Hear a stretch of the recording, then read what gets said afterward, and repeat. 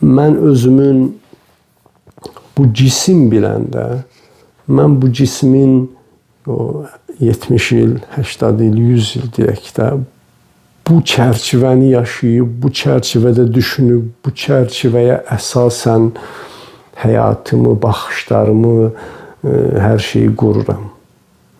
Amma mən özümün kim olduğunu biləndə ki, mən əbədi ruhi canlı varlığam, mən bu bədən deyiləm və bu sadəcə olaraq fəlsəfi ideya deyil, bunu mümkündür görmək, bilmək, anlamaq, tam açılması bunun mümkündür. Yəni bu sadəcə olaraq qəşəng, gözəl səslənən fəlsəfi ideya deyil.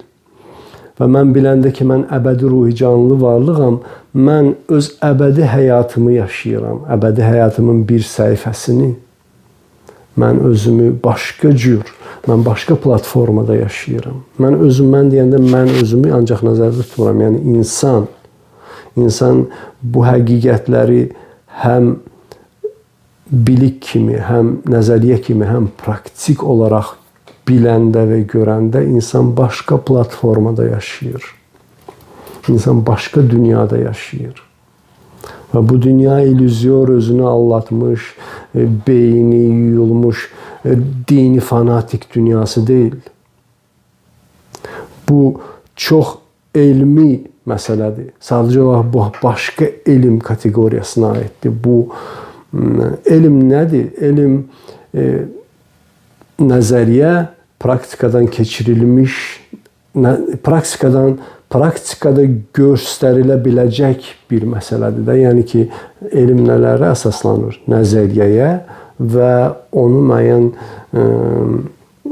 müəyyən bir təcrübələrlə elm sənə bunları göstərə də bilir. Yoga özünü dərk etmə elmi də elədir. Özünü dərk etmə eli sizə nəzəriyyə verir və üstəgəl sizə bunu praktika verir. Sizə bunu təcrübədən keçirib bunu göstərir. Sadəcə olaraq bunu mən təcrübədən keçirib sizə göstərə bilmərəm ya da kiməsə. Bunu hər insan özü öz təcrübəsində özü özünə göstərə bilər. Bunun bu cür elm formasıdır. Yəni bu başqa elm kateqoriyasına aiddir. Amma bu tam elmi bir şeydir. Bu dini, mifoloji nağıllar deyil. Bu çox ciddi məsələdir. Bizim yaşadığımız bu həyatda, bu dünyada bundan ciddi heç nə yoxdur. Çünki bu dünyada hər şey qalacaq bu dünyada. Yeganə biz özümüzlə o yana, o tərəfə, yəni ki, o davam elədiyimiz yolda apara biləcəyimiz şey bir ruh kimi qazandığımızdır. Heç bir